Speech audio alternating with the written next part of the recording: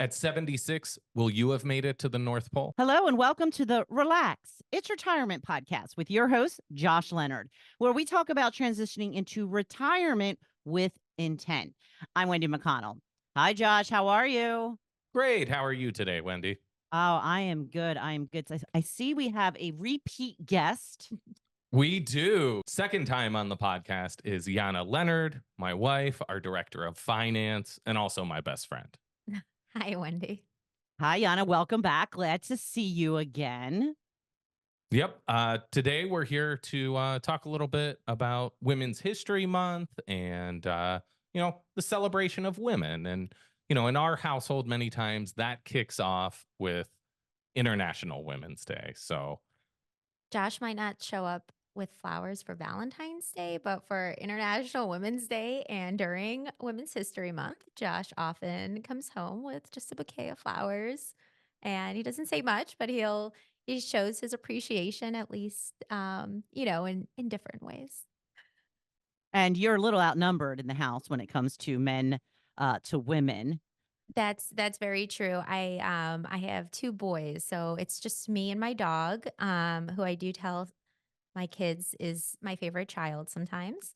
Um, but yeah, so it's just me and her, and yeah, I have all boys around. So I oftentimes during this month we remind our kids, just about all the women who inspire us, inspired me personally, professionally. It's just a really important time for us personally and as a family. yeah. So we thought we'd do a special episode and really today we want to talk about some of the characteristics or challenges that women face transitioning into retirement or really that next stage in life. And then run through a really cool example. Yeah, for sure. So Wendy, do you do anything special for Women's History Month? No, I certainly don't celebrate it like Valentine's Day. Can you tell me a little bit how that started to be like a celebrated, time in your Yeah. household? 'Cause I think it's amazing. Well, Yeah. I met Yana and then we Well, celebrated it. I okay. I grew up in a household of women. So my sister, myself, my mom, right? And so my dad, I would say very often came home with flowers. But certainly International Women's Day was and is a very big day in our household. And so growing up, it was always a big deal. And I think when Josh and I were dating, he, very much saw some of the traditions in my family. And, I think there was probably like 1 year that I reminded him, very specifically and provided some thoughts on how we should celebrate this day. So, So that's how it started, and I love it. So, okay, yeah, let's talk about it. Let's talk Yeah. about how it is celebrated and honored and taught in your household. Yeah. So I think, Yana and I talking prior to jumping on the podcast, we were just talking about the identity of women and how that sometimes evolves throughout life, raising children, career, and everything else. I think for many people, you get associated with social groups in certain parts of life. yeah, certainly. I think sometimes, well, I would say differently for different women, but sometimes it is driven by our careers, the women that we surround ourselves with, certain things that are acceptable and not acceptable in the workplace, depending on your field. What social interactions you have outside of work. For my friends that are stay-at-home moms, their entire life is surrounded around, pickups, drop offs, nap times, and, a ton of work and attention that they're putting into their kids as well. So, um, it's just a wild thought to think that all of a sudden all of this changes. So that is something that, we talk through a lot because we do have a lot of clients that do come in and they're, nearing that time. Josh and I talked about my family. My mom very much has changed roles and kind of changed her career as she's been throughout the years. And, she's very much focused on helping the community, and that's part of her career. And I don't Yeah. think she ever sees herself retiring Yeah, I mean, fully. she teaches English as a second Yeah. language in citizenship classes, and she's extremely involved in that community. I Hmm. think when Yana and I met, she shared some stories of like her mom's students calling really late at night and saying, "Hey, in my apartment, water's leaking through the roof. What do I do?" Right? And I think for many of us, like myself, that grew up in the United States, and my parents had been in the United States. I don't know. Those things my parents know, right? And we never have to worry about it. But really, the impact that she has on those people is a lot bigger than just teaching English or helping them get through the citizenship test. It's really how to survive in a new world. How to assimilate. And yeah, I think it's very much for her um, it's something that she enjoys doing. And, she definitely makes a huge impact on the community. So kind of when I think of these strong women, I can't not think of my mom first. Sure. Yeah. She's always very optimistic. She's always smiling, very, is just such a full of energy. Um, and so that is kind of a big piece. And when we talk about, hey, you're going to retire, like, just stop what you're doing and come spend time with our kids. And she's like, I don't know if I'm going to do Yeah, I that. mean, that being said, Wendy, my mother-in-law literally loves every second with Yeah. our kids. When Yes. she takes vacation, Yes. it is to come see our kids. For sure.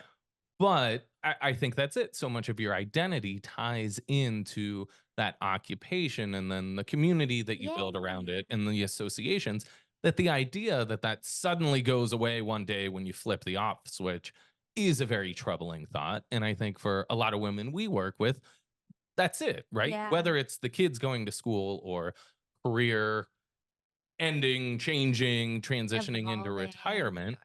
what do you do next? And Yeah. I think that that's a common people, or I think that's a common problem that people have. Sure. And I think, as she's thinking through, her past friends that she's made and these connections that she's made, a lot of her friends are just even a little bit older, are moving away, whether it's to Florida or to the other side of the country to be closer to their kids. And so even her social group is evolving and changing. And I know that, brings a whole set of anxiety and things like that. But not only my mother, but I am gonna do another shout out because I have other women too. I think I have all my cousins are, very successful in their field as well. I have a lot of strong women in my family, pioneers in their field. And, they are, I would say right now, at the height of their career. Mhm. And they're just maybe now considering their kids are just going off to college, and they're just now thinking like, hey, what are we going to do in Sure. this next phase? And I think part of the preparing for that we've seen and we've reflected on is starting to be very careful Mm-hmm. and intentional with your time. So like, Mm-hmm. hey, now my kids are going to school, so I have more time, but I'm not just gonna like sit around and watch TV. Right. But instead, hey, I've always wanted to do this hobby, or I've always wanted to get involved in something in the community. So being intentional as that transition starting, they're not retired today, they still have more than enough to do, I'm sure. And kids in college is not a total free pass either, right? They still have problems and need mom and dad's help in college. Certainly. But But yeah, I think starting to build that up in being intentional with your time. yeah, and the people you surround yourself with, I think, aside, I guess, from my cousins, but just a lot of the people that we interact with too, it's just maybe your social group is smaller because maybe you're not going to every single event that you once previously had gone to. And again, it's just really making it more of what are these like goals and aspirations that I want to do, and how do I want to spend my retirement or nearing retirement, or you know, I would say that second half of your life. Yeah, If that I makes think sense. reflecting back on Yeah. your mom, one of the things that we've talked about, because every year we talk about retirement with her and do a big annual review and say, okay, well, when are you going to retire? And it, always seems to correlate like, well, probably at least one more Yeah. year, right? So maybe easing down in that Yeah. work is always another option, right? So it's not a clear rip the band-aid off kind of thing. You can transition into work and Sure, start to sure. slow down. Yeah. I think one of the other major things we see with couples that retire together Mhm. is maybe they haven't spent that much time together. So Yeah. all of a sudden having both spouses at home all day and not having their own Yeah. passions like their career was can cause problems too, that, by developing your own hobbies and interests or fleshing those out, you develop your own social circles a little Yeah, bit as well. certainly. I think that that's really important, whether, you're playing tennis, you're golfing, you're biking, you're knitting, whatever that is. I love to garden. Um, whether you do it together or, I mean, I say I love to garden, but I the dig the holes. reality I dig the holes. that I do all of it by myself. I'm just gonna put it out there. And I do enjoy biking, but I don't know that there is a- there's a lot that you support, but it is still nice to get out there and do things without you. And I think Sure. and I think a lot of couples, get to that point. And I think that it is scary and it is just this great adventure to be on. And I don't think that you necessarily think that you will have that opportunity to do that. Yeah, I think in our stage of life, many times it's very difficult, right? A lot of the friends that we've developed since moving to Michigan are maybe centered around kids' activities, right? And we Mhm. meet other parents through there, and they're family friends. Yeah. Although we might have grown very close with many of those folks, it was really centered around our kids and at the same life stage. Again, as the kids move out and maybe those people move or people relocate for jobs, that can certainly be separate. So I think it's important to have those hobbies or The sense of interests adventure. outside. I would say the sense of important Okay. to keep your sense of adventure. I think the um, going into retirement or really any phase of your life and having a sense of adventure, um, I think is really crucial and really kind of brings us to a woman who has a lot of, I would say, when you think adventurous spirit, I think Barbara Hillary is a great example of that. Yeah, we have a book, Women Who Dare, I think Women is Who the Dare. title. Yeah. Have you seen this book, Wendy, at all? I have not, but I would like to get it for sure. Okay. Yeah, I just quickly about this book. It's a great book. It has just a mini stories about all these women in history who have done just incredible things, whether adventurous Yeah, I or think I think sort of my go-to is you think of like Amelia Earhart yes, or she's in there for sure. Yes. some of these very iconic women. I can't recall her name at the moment, but the lady that rode over Niagara Falls in a barrel too, Yes. Have you heard of this? Book? Yeah, the lady, so she was, this was, in the 1900s, Mhm. and I believe she taught etiquette. She taught etiquette, and she, wanted an adventure, and she, decided to get into a barrel and, ride down the falls, Niagara Falls in Canada. And so she did. She was placed in the barrel and she went down and she got knocked out a couple times, but she came out alive. Yeah, she She survived. survived. Yeah. So that is a real story. When they talk about going over Oh, Niagara Falls in a barrel, that's based on this woman? yes. Yes. And we're not doing her justice without Yeah, I'm gonna fact check her name. yeah.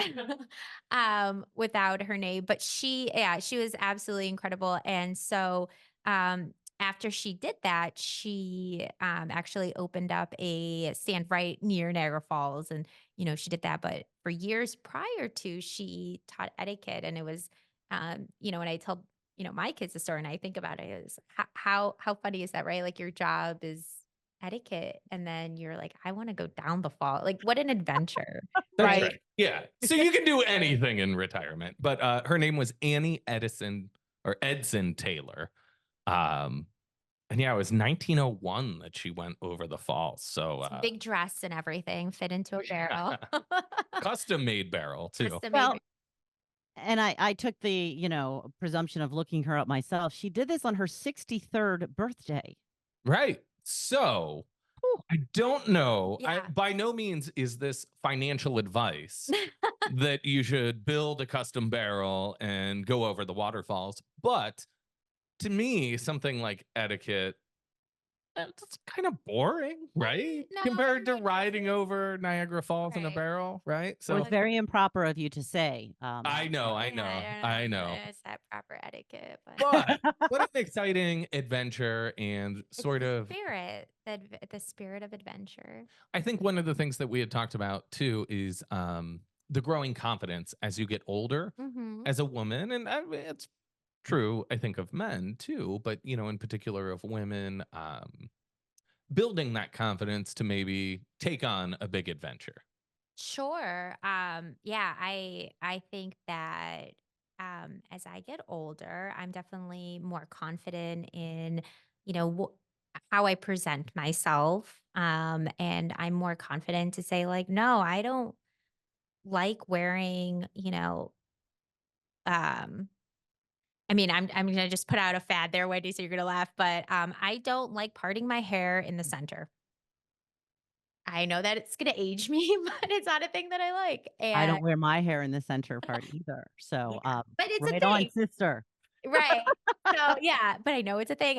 Other things, too, whether it's, I know wide leg pants are back in, thank God, because they were getting too tight. So I think, yeah, I am definitely more confident as I get older. And when I look at other women who are older, whether older than me or, in retirement, they just seem to have more of a swag about them. Mhm. They're now dressing how they want to dress. It's Right. not, it's not about, um, the Comfy fat. shoes. It's comfy shoes. Yeah, it is definitely a vibe that they like more. Um if they're tennis players, they're usually, they have they have more of that vibe about them, and I think it's awesome. I think it's cool. You can be a little bit more outspoken maybe now as you get older. I'm waiting for that to happen, Josh. Oh, girl, you gotta own that. You can't wait for that to I happen. You don't. gotta start doing it. I'm waiting for it to become okay. Wendy, Yana has never been shy. Let me be clear here. Yeah, I Y- get that well, feeling. yeah, I don't know. Yeah, yeah. Yana will tell me if I'm not celebrating a holiday, right? I Yeah, mean, appropriately we'll for take sure. it back to that. Yeah. Certainly Okay. too shy there. But we did want to talk about Barbara Hillary a little Yeah. bit.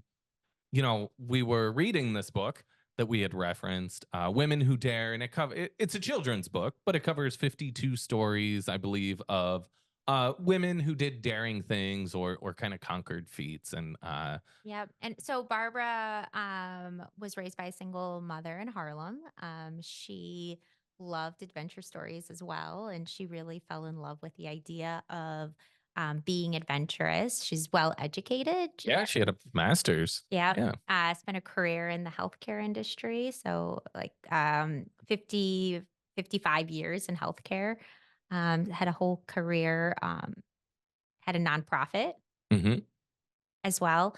Um, and as she was, I guess, reaching retirement, she um, had this goal, I would say a pretty lofty goal of stepping foot. Oh, go ahead. Well, I think before that, she had cancer. And I Oh, think it was yes. part of Yes, I surviving apologize. cancer. Yeah. I think as we all get older and maybe a health scare or something can kind of, Yeah. you know, push our backside a little bit, Mhm. right? It can encourage us to do something maybe that's on the bucket list that we're going to do it tomorrow, right? But I think sometimes that scare of health failure or, Yes.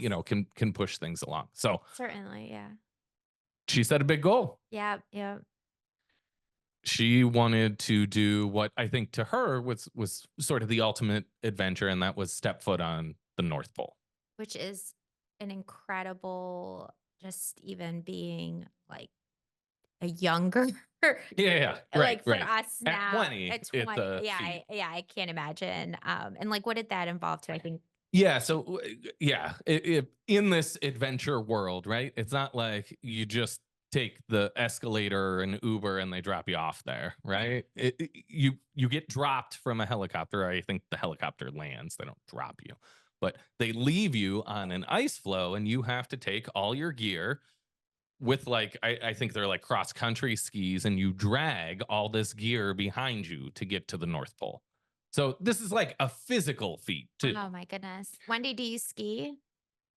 No, I don't do cold. So this does not sound like something that would be interesting to me. That's hilarious. When I ski, I'm not very good. I usually end up on my butt, but it is like your legs are locked into skis. I mean, it Yeah. is not an easy.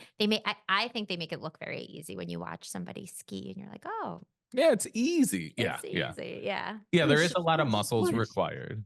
That's right, Wendy. Yeah, you got the motion down. Just move the hips. It's fine. It's fine. It's no Yeah. problem. That's all there is to it. That's it. Yeah. Well, and I think like many sports or physical activities, the proper motion makes you more efficient. So in preparation for her trip, two of the big things was one, it was going to cost a lot of money. It Yeah. was estimated to be about $20,000. So she started trying to raise money, asking Yeah. donations. What an amazing community around her that, was able to help her with this like amazing goal of $20,000. So Yeah, I mean, I think it's also sort of creative and empowering Mhm. to say, hey, you know what? I don't have an extra $20,000 laying around like most folks, right? Yeah, But instead of saying, well, I don't have the money, I can't do it. No, rather, she looked for a way to get it done, that's right. which I think is a great lesson for people at Any any age. age Yeah, and not certainly. just thinking about it, but doing it. Yeah. So she was able to raise the money, and she was also able to hire a coach to help Oh, her get in shape to yes. be able to do it. Um, so at age 76, she became the first African American Woman. woman to set foot on the North Pole, and arguably the oldest person. We couldn't find the exact facts. Somebody's going to Yeah, fact check us. yeah, yeah. Clearly. But it seems as if at the time she was the oldest person Yeah. to step foot on the North Pole. So that was back in 2007, but she was 76. I mean, I don't know. I think even in like 60s, that seems like a big feat. Yeah, amazing. And then she did she followed up with that as well. So it wasn't that then she said, oh, okay, I'm retired. Great. I did this. I'm done. Which possibly might have been my Yeah, outlook yeah. on it. Check. Tick that off the list. But she followed up with that and she stepped on the South Pole as well Yeah, in in 2011. 2011 following that. So just absolutely The incredible. funny part is you don't get younger in that 4-year span either. So, she would have Right. been 80 then. Yeah. That's amazing. Yeah. Now I don't know for sure, but I don't think this South Pole trek is quite as difficult. I think the North Pole trek maybe is a little bit harder. But any which way, again, you're not taking an Uber there. Yeah, I'm just gonna say that any trek of any sort to any pole just seems just absolutely incredible and inspirational and I think it's so. yeah, Yeah. Can it's I just tell you that the dynamic between Josh and Yana, she just looked at him when he said, "That's not as hard." She just gave him a look like, "Oh, you just missed it, and I'm gonna set you straight." yeah, I mean, I can't even imagine. I feel like that's just incredible to like set your mind to do something. To be fair, anything of that nature, like any of those endurance type activities, I feel that it's incredible to be able to, achieve something like that. Well, I think it's empowering, and I think, I've talked about it on the podcast. I talk about it nonstop in my personal life too. But I don't know if you Wendy, I'm doing a big bike race this year. Ah. Um, but I think to Which can me, we also just take a step back? Wendy, actually, Josh got into these marathons the day that I gave birth to our first son. yeah, that's true. Josh looked at me and goes, "Wow, I need to do something." Yeah, I gotta do That was something. hard, right? He was like, I'm holding our firstborn, and he's like, I think I'm gonna I do a literally ran. marathon. I Yeah, literally you ran. you signed up for a marathon, if not like the next day. I think he was like, "Wow, I can't believe you just did that." And I was like, "Yeah, I'm pretty cool. Yeah, Like, yeah. you're not gonna So one up me on this. yeah. Like, So this is Hey, my." after 2 kids, now I'm up to 100-mile bike Yeah, race in the yeah, mountains, Wendy. So yeah, and you're still, it's still still a lot behind me. more enjoyable than childbirth. for sure, for sure. That's what I tell him. Like, yeah, 100 miles, but yeah, I also, just created life. That's true. Fed them. Bravo, Yeah. bravo. All that women do like every single day. So, yes, I do think that is just though an amazing feat that she was able to accomplish. Yeah, I mean, I think it's super empowering that even at a later stage in life, you Yeah. are able to train, build up the endurance, figure out the funding, and then achieve the goal. I think for that in 2020, she was inducted into the National Women's Hall of Fame as well. So, As she should be, yeah, for right, she sure. was honored for her feat. Yeah. And this is a name, like in podcast prep, we talked about like Oprah too. Her success came later in her career as well. That's a household name. I think it's cool to highlight someone that has flown under the radar yet achieved great things. Yeah, I would probably say that there is so many obviously women, but there's so many of us just trying to figure it out Mhm. as we're growing up. And I think that um the those women, and I'm going to say women, but those women that achieve these great and inspirational feats, I think that they inspire us, and me, both um professionally and just every day, just to that we could be better and do greater things. So Sure. Yeah. I think it's pretty cool. I think even after these more physical feats, she continued to do some inspirational speaking and was an yeah. activist. So she worked with cancer survivors. So since that was part of her history, certainly she kicked that in the butt Yeah. and continued on with life. And what an amazing way to go into retirement, right? Just like still doing what you love. I mean, I don't know to say like what is retirement. In my mind, it was always just Yeah. gonna have cocktails all day. But this is, these are people that really are doing something with that part of their life, and it's amazing. So very impressive. Yeah, yeah. It's interesting you say that. I always say watch TV all day, but yeah, cocktails, whatever it might be. I'm Yeah. going to do this one thing all day. But really, I think for her, it was more, this is something I've always wanted to do. I'm just going to do it now. Yeah. Like, why wait? That's Time's Yeah, I think passing. maybe the point of the whole story is don't wait until a life altering moment to yeah. do Yeah. these things that you want to do and achieve. And, it's amazing that she was able to find the resources to fund it. Like it's not Mhm. about the resources, it's about the resourcefulness.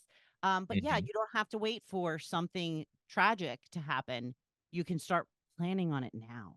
Yeah, certainly. Yeah. I think that is a great story for Women's History Month Yeah. to sort of embrace this sort of amazing character that you're able to overcome personal health challenges and turn it into something great, and then share that story with others too. So Yeah. I think as a speaker, I'm sure her empowerment is being passed on to others at a very difficult time. Yep. For sure. And thank you guys for bringing it up for this Women's History Month. We do appreciate that. Well, thank you, Wendy. Yeah, I think for our listeners too, this is a theme we talk about quite a bit, but finding something to retire to. So if you're a woman listening to the podcast today and thinking, hey, you know what? I need to start figuring out what that next chapter might be like, we'd be happy to help you prepare that retirement plan. And part of that is figuring out what the next chapter is. So, I'm not saying I'm going to fund a trip to the North Pole or anything here, but hey, if this is your big goal, then let's figure out how to make it a reality. I love All right. Sounds good. So, Josh, how do people get in touch with you if they want you to help figure out how to fund that goal? Absolutely. They can check out our website at leonardadvisorygroup.com. They can give our office a call at 412-998-PLAN, or they can email me at jleonard@leonardadvisorygroup.com. Well, thank you to you both. And thank you for listening today. Please like, follow, and share this podcast with your friends. Until next time, I'm Wendy McConnell.